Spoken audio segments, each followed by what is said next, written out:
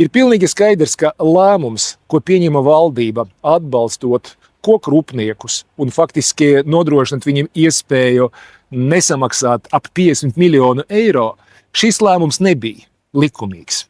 Jo tā pamatā bija nepatiesa informācija, kas bija sniegta valdībai. Skaidrs, ka valdības locekļi, kas balsoja par šo atbalstu, par to nezināja, vismaz lielākā daļa no viņiem, un mēs nevaram runāt par viņu atbildību. Viņiem bija pamats rīkoties konkrētajā situācijā. Bet saistībā ar protestu, prokurora protestu, ņemot vērā to, kas ir publiski pieejams, es saprotu, ka tur ir pieteikti divi jautājumi. Viens jautājums par paša pieņemta lēmuma atcelšanu. Otrais jautājums ir par to, vai valdība drīkst pieņemt lēmumu un norādīt, kā kapitāla sabiedrībai vajadzētu rīkoties.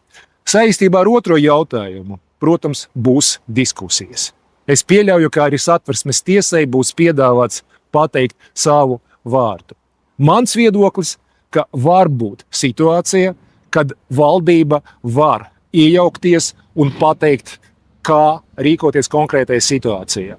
Tas ir iespējams, kad pastāv zināmi riski kādai nozarei, un pati kapitāla sabiedrība lēmumu nevar pieņemt. Ir jāsaprot, ka jā, mums arī Latvijas meži ir valde, bet viņam arī jāievēro likums. Un ja pastāv risks, ka viņi piešķirot atlaidi vai mainot noteikumus, var radīt situāciju, ka netiks saņemti noteikti ieņēmumi, nebūs tas, kas ir paredzēts saskaņā ar līgumiem, noslēgtiem līgumiem, viņi riskē. Tāpēc viņi var arī nepieņemt šādus lēmumus. Viņiem ir svarīgi arī būt iedrošinātiem ar valdības lēmumiem.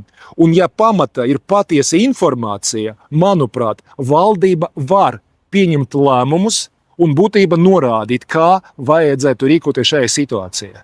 Bet vēlreiz gribu uzsvērt, tas ir gadījumā, kad ir sniegta patiesa informācija.